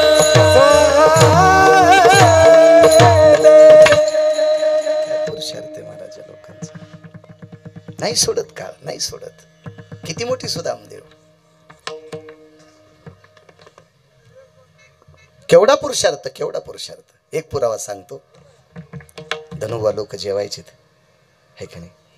वातावरणानं आपल्याला संधी दिली, त्याचा अतिरेकपणा नकोय. एक सांगतो फक्त पुरावा. लोक जेवायचे. राजा कोणाला म्हणायचं? राजा. कोण राजा असतो? कोण? नुसता राजा कोणालाही म्हणता येईल. ग्रामपंचायत सदस्याला सुद्धा राजा आश्रय 5 वर्ष त्याला मिळाला की तो ग्रामपंचायतचा सदस्य होत असतो. या येणारा माझी राजा, तो ईशेशी भूती जाण, त्याला राजा आश्रय लागतो. राजे कोण? प्रतात्रेता युगात एक राजा होऊन गेला. त्या राजाचं नाव आहे चक्रवेन नावाचा राजा. त्याचं नाव आहे चक्रवेन नावाचा राजा. भारतीय संस्कृतीत राजकारण प्रणालीला 1 नंबरचा राजा लाभला. त्या राजाचं नाव आहे कृष्ण परमात्मा. तो राजा. त्याच्यानंतर बऱ्यापैकी राजांनी ज्याचं ऐकून जगावं असा एक राजा विदुर काका. भारतीय संस्कृतीतल्या राजप्रणालीतल्या लोकांनी ज्याचं ऐकून राजकारण करावं, कनक नावाचा राजा, ज्याला कनक नीती म्हणतात. आणि या संस्कृतीतल्या राजांनी ज्याच्याकडे पाहता जगावं, रयतेचे राजा छत्रपती शिवाजी महाराज. जाण जाण जाण. एक दोन मुद्दे मांडतो तुम्हाला. राजा कोणाला म्हणायचं? युद्ध प्रणालीमध्ये, गदायुद्धामध्ये, ज्याला द्वंद्व गदायुद्ध म्हणतात, गुरुवर्य, या प्रणालीत महाभारताच्या शिष्टाचारानुसार, नियमानुसार युद्धाच्या कमरेच्या खाली गदा मारता येत नाही. हा युद्धाचा नीतिशास्त्र सूत्र आहे. पण ज्या कुळातल्या लोकांसाठी आपण नीती वापरायचीच नाही, लहान्या भावाला मोठी भाऊजाई आई समान असावा आणि मोठ्याला लहान्याची बायको लेकी समान असावा, इतकं पवित्र सूत्र कुटुंब प्रणालीत असताना दुर्योधनासारख्या नालायक व्यक्तीनं मोठी भाऊजाई आई समान असताना मांडीवर बसली, त्याच्या मांडीची कदर कशाला करायची? ही जाण ज्याला आहे त्याला जाणता राजा कृष्ण म्हणतात. म्हणून दुर्योधना मारिली गदा. दादा विरोधात गेलते. तुम्ही महाभारत पहा ना, बलराम दादा विरोधात गेले. हे कन्हैया, शोभतय का? दादाला 38 कारण सांगावं लागले. 38. त्याच्यातलं एक कारण, आई समान असणारी भाऊजाई मांडीवर बसली. तिथं मांडी कुठे गेलती? तिथं नीती कुठे गेलती? आई समान असणाऱ्या भाऊजाईला लोकांच्या हाताने उघडं केलं. 24 हरामखोर लोक होती, भडवी लोक होती. 24 वैकुंठवाशी. भागवतातले विद्वत्ता प्रचूर रामचंद्रजी डोंगरवजी महाराज सांगायचे, ज्ञाती भागवतकारानं 24 लोकायला जास्त भागवतात दळायचं नाही. त्याच्यापैकी दुर्योधन्या, दुःशासन्या, शकुन्या, जयद्रथ्या हे हरामखोर होते. नाडा नीतिमत नीतिभ्रष्ट होते. हो. इन्मख्या, त्याचं नाव होतं इन्मक. द्रौपदीच्या चोळीची गाठ सुटलेली पहिली त्यानं पाहिली होती, त्याचं नाव होतं इन्मक. महाराज दुःशासनासारख्या हातानं, पाप्याच्या दुसऱ्याच्या हातानं आईचे कपडे फाडतो, त्याच्यासाठी नीती वापरीत असतात. म्हणून दुर्योधना मारिली गदा. हा न्याय तिथं कळत होता. महाराज एका वारकऱ्याने न्याय द्यायला, आईच्या पुढे डोळे कपडे काढून जाय, त्या आईनं तुझ्याकडे पाहिल्याच्या नंतर सगळं अंग वज्राचं होईल. परवाला बोललो तुम्ही, सगळं अंग वज्राचं होईल असं एका वारकऱ्यानं सांगावा. पण याच एका वारकऱ्यानं पण केलता, याच्या मांडीचं रक्त कपाळाला लाईन. एक भागवतकार म्हणला, काय सांगायचं राजे हो, आणि काय भीमानं पण केला बरं का. आणि भीमाशे म्हणतात, दुर्योधना तुझी गदा मांडी फोडीन आणि घटा घटा रक्त पेल. अरे सुंबळ्या, भीम माळकरी होता रे, जरा वाचून भागवत सांग जाय. रक्त कसं पेल भीम? तिलक ललाट परपटले हा जन्नुर्जंगार भय अशुद्ध. हा अशुद्ध म्हणजे रक्त, पुराण सांगते. आणि याच वारकऱ्याच्या पत्नीनं पण केलता, ज्या दिवशी मांडीचं रक्त डोक्याला लाईन त्याच दिवशी वेणी घालीन किंवा तुंबा बांधील, नाहीत केस मोकळेच.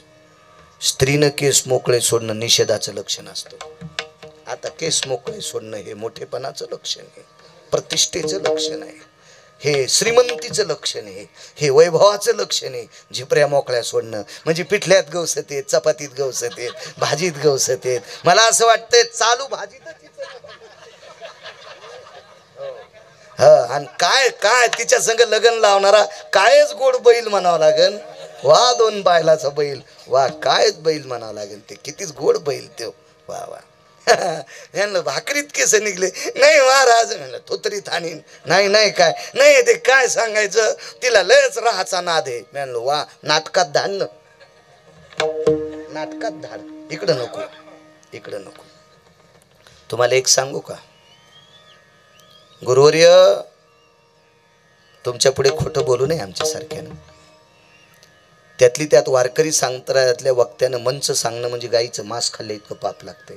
आधारा वाचवणे. पुराणामध्ये सिद्धांत आला, जगदंबेनं फक्त 4च वेळेस केस मोकळे सोडले आदिशक्ती मातेनं राजू काका, तर 4ही वेळेस राक्षसाला मारण्यासाठी सोडले केस मोकळे, राक्षसाला मारण्यासाठी. तुम्ही मोकळे सोडायले कोणाचा घोट घ्यायचा तुम्हाला? पप्याच्या बापाचा घ्यायचा का पप्याच्या बापाच्या बापाचा घ्यायचा म्हणजे सासऱ्याचा घ्यायचा? हा का कोणाचा सासूचा घ्यायचा का कोणाचा घेती? मी पुराण सांगायलो. तुम्ही आयुष्यभर येणे घालू नका, मला त्याच्याशी काय घेणे. आमचा गुरुवार्याचा विषय झाला, आपण फक्त उपदेश करायचा, आपण लोकांना खायचा. 5 मिनिटात संपवतो. नाही मला काय वाटलं की तुम्हाला गडबड आहे म्हणून म्हणायले. असं होतं ना कधी कधी. विठाला विठाला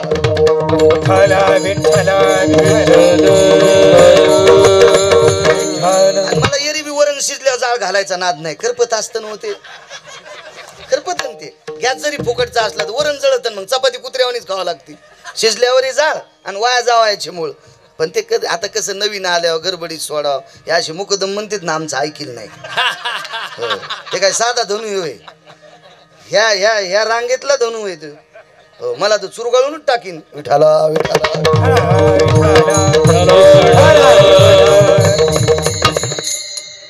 योग असा केस नाही मोकळे सोडायचे.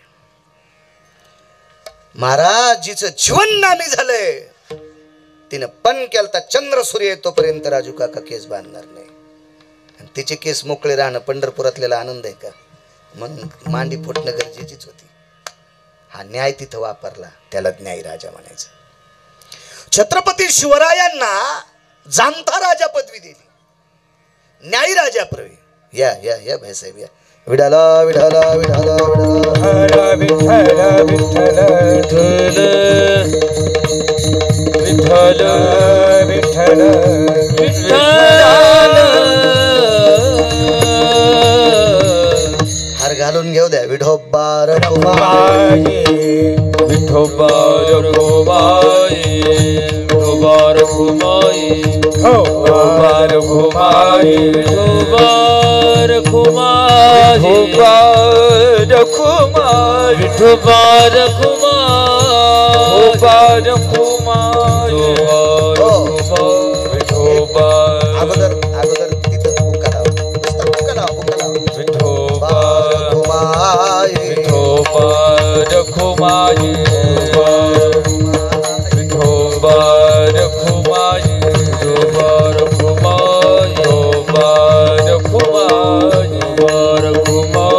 विठोबा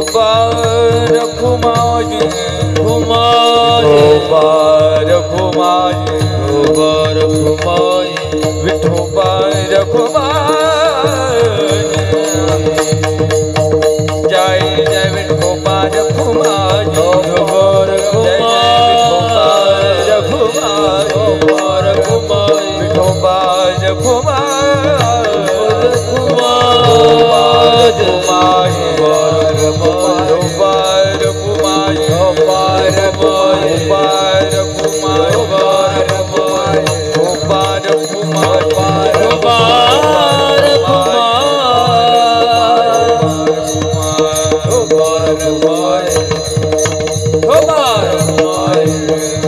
बोला पुंडरी गवळदार विठ्ठल विज्ञान देव पंढरीनाथ भगवान की जय.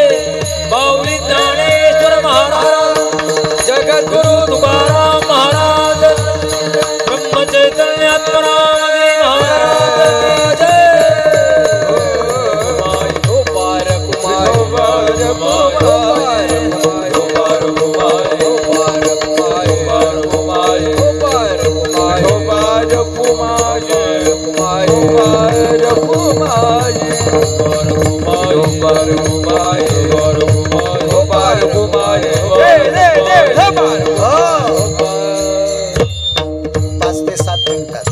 पाच ते सात मिनिटात जय विठ्ठल. बसा. राजसत्तेतले कृष्ण एक नंबरचे राजे. जाणता राजा का छत्रपतींना. आणि चक्रवेणाचं 5 मिनिटात चरित्र, 7 मिनिटात जिकडे तिकडे. रयतेच्या राजाच्या राजकारणामध्ये शेतकऱ्याच्या शेतातून जर घोडे पळाले, ऊसाचं पीक असेल, कांद्याचं पीक असेल, मक्याचं पीक असेल, ज्वारीचं पीक असेल, गव्हाचं पीक असेल, हरभऱ्याचं पीक असेल, तरकारी असेल. अक्षय भैया नाव बरोबर. हो. राजकीय क्षेत्रातलं मोठं दर्जेदार रत्न. त्या शेतकऱ्याच्या उभ्या मालातून जर छत्रपती शिवरायांचे घोडे पळाले, रयतेच्या पालनाकरता ह्या गोष्टी कराव्या लागत होत्या. हौस नव्हती, जनतेच्या पालनाकरता करावं लागायचं. पण गुरुवर्य हे घोडे मालातून पळाल्याच्या नंतर 2 न्यायाधीश आणि 14 गुमास्ते परत जायचे आणि अमक्या अमक्या शेतकऱ्याच्या 10 गुंठ्यातले किती कांदे तुडवलेत, न्यायाधीशाच्या निकषानुसार त्याचा हिसाब. ते न्यायाधीश असे नव्हते रताळाला रताळ खाली लागतात का वरी लागतात हे त्याला कळत होतं. हो, ते न्यायाधीश असे नव्हते की मकाला कंस बुडात लागतात का शेंड्याला मधात लागतात हे न्यायाधीशाला कळत होतं. असे न्यायाधीश होते ते. त्या 2 तात्विक न्यायाधीशानं, बाबा आपल्या वारकरी संप्रदायातल्या लोकांना शेती कळत नाहीत असा संत तरी झालाय का? ज्ञानोबारायांनी आऊत आणलं नाही भाईसाहेब, पण शेती कशी करावी हे ज्ञानोबारायांनी सांगावं. सुक्षेत्रानी ओलटे बिजही पेरीजे गोमटे, आलोट फळ भेटे परी विळे की गा. काय सिद्धांत? आज शासन सांगतं भैया पाणी अडवा आणि पाणी जिरवा. 400 वर्षापूर्वी पैठणच्या मालकानं सांगितलंय अनवरत मेघ गजळा धरणे बांधोनी घाली जे तळा. पैठणच्या मालकानं राम पाटील, पप्पू पाटील 400 वर्षापूर्वी पाणी अडवा अनवरत मेघ गजळा, तुम्हाला लागत नाही ते पाणी वाहून जाऊ देऊ नका, तळ्यात घाला नेमे पिके ढाळे ढाळा द्यायचे आणि मग जशी तुम्हाला गरज पडल तशी पिकाला द्या. 400 वर्षापूर्वी काय विद्वत्ता. पेरणीला किती मळे झाकून ठेवा, आधी पेरणी करा, मुठीचं वटीचं अंतर. देहूतल्या मालकांनी सांगाव काय पुरुषार्थ शेतीतला. मी तर म्हणतो सगळ्या कीर्तन करायला जरा जरा शेती कळाली पाहिजे तर माळ जिवंत राहील. भाईसाहेब राग येऊ देऊ नका. या देशातला पुढारी, या देशातला व्यापारी, या देशातला वैद्यकीय क्षेत्रातला, या देशातला कोण्या अमक्या अमक्या क्षेत्रातला शैक्षणिक क्षेत्रातला शाकाहार जिवंत ठेवू शकत नाही. शाकाहार जिवंत तीच व्यक्ती ठेवू शकते ज्याच्या रक्ताचा घाम मातीत पडतो आणि त्या घामापासून मोती तयार होतात. तो शेतकरी राजा शाकाहार जिवंत ठेवू शकतो. आणि गुरुवारी आपली माळ जिवंत ठेवायची ताकद शेतकऱ्यात आहे. म्हणून भैयासाहेब तुम्हाला विनंती, तुम्ही राजघराण्यातली माणसं आहात, कायमस्वरूपी तुम्हाला खुर्ची भेटो. आमच्यासाठी गाडी नाही थांबली तरी चालेल, पण शेतकऱ्यासाठी गाडी थांबी जा ही तुम्हाला विनंती. कारण आमच्या गळ्यातली माळ सुद्धा जिवंत ठेवायची महाराज. आपण भजन त्याच दिवशी करू शकतो गळ्यातल्या माळीमुळं, आणि माळ जिवंत राहते शाकाहारामुळं. आणि शाकाहार उत्पन्न करतो तो माझा शेतकरी राजा. कधी कधी त्या शेतकऱ्यांसाठी थांब जा ही तुम्हाला विनंती. मग त्या शेतकरी राजाचे 10 गुंठ्यातले 20 गुंठ्यातले 25 गुंठ्यातले 1.5 एकरातले एका नंबरातलं घोड्याच्या पायानं पीक किती खराब झालंय 2 न्यायाधीशाच्या तत्वानं आणि 14 गुमास्त्यांच्या तत्वानं. त्या 14 गुमास्त्यापैकी 6 जातीची माणसं, त्याच्यात 6 जातीची माणसं राजू काका. आणि सगळ्याच्या निकषांती कळायलंय. नानाच्या शेतातून घोडे गेले त्या काळाला 5 आणे 18 पैशाचं नुकसान नानाचं झालंय.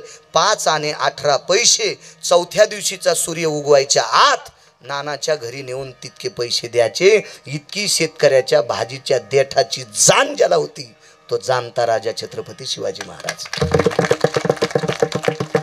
हे फक्त 5 राजे. प्रभू रामचंद्राच्या आजोबाच्या काळात राजा झाला. त्या राजाचं नाव होतं चक्रवेन नावाचा राजा. ह्या चक्रवेन राजाला गुडघे टेकून नमस्कार करीत होता लंकेचा राजा, ज्याची 1 चौकट टिकल्यावर 13-12 खासदार गुणिले 7 कोटी. पवित्र भारत देशात, महासत्ता अमेरिकेत आणि उगवत्या सूर्याचा देश जपान, बाकीचे देश जाऊ द्या, ह्या 3 देशात कोणाची मायवेली रावणाच्या विरोधात फॉर्म भरायची? 7 कोटी चौकटी सोन्याच्या. पण गुरुवर्य तो रावण, गणेश बाबा तो रावण चक्रवेनाच्या पुढे गुडघे टेकून नमस्कार करीत होता. कारण चक्रवेन जनतेला प्राप्त झालेला कर जनतेसाठी खर्चित होता. म्हणून चक्रवेनानं ज्या वस्तूला हात लावला त्या वस्तूचा विध्वंस होत होता. लंका जर अशी काळीमुडीची करून त्याच्यावर पेटून दिली तर खरी लंका जळत होती. समुद्रात टोपलं भरून टाकली तर ओरिजिनल लंका समुद्रात पडत होती. नुसतं इकडच्या कृत्रिम लंकेला हात लावला तर प्रस्ताचा वाडा पडतोय. इतकी मोठी ताकद चक्रवेनाची झाली. का? जनतेवर उदात्त अंतकरणाने प्रेम करणारा राजा महाराज प्रभू रामचंद्राच्या आजोबाच्या काळातला. पण त्यांच्याही उशाला काळ बसला. येऊन या काळ बैसला असे उसा झाकी तोशी कैसे डोळे आता. विठोबा ज्ञानेश्वर माऊली ज्ञानराज माऊली ज्ञानेश्वर माऊली ज्ञानराज माऊली ज्ञानेश्वर माऊली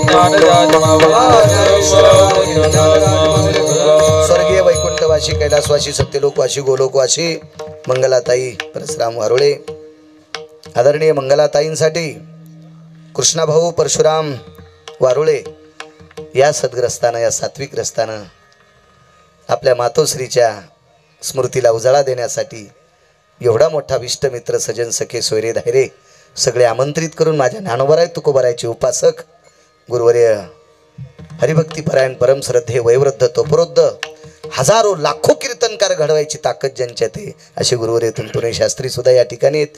महाराज मी आलो त्यावेळेला फार मोठी प्रतिमा पाठीमागं होती. गुरुवर्य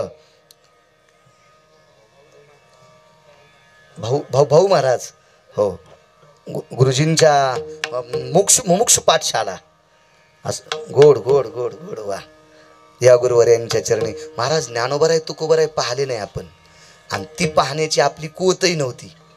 पण आपण ज्ञानोबराय तो ज्यांनी गुरुजी पाहिले त्यांनी समजायचं मी ज्ञानोबराय पाहिले. ज्यांनी गुरुजी पाहिले त्यांनी म्हणायचं मी तुकोबराय पाहिले.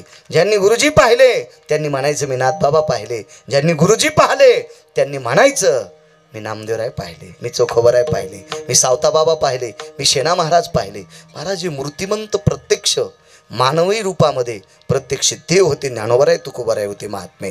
आणि अशा पुढी वाटचाल अशीच परंपरा कायमस्वरूपी राहावा म्हणजे गुरुवर्य जे तुंतुने शास्त्री चालवत ठेवतात, गणेश बाबा चालवत ठेवतात, विद्यार्थ्यांना पाठ आजही आहेत. ही महात्मे पुढे त्यांच्याही चरणी साष्टांग प्रणिपात करतो.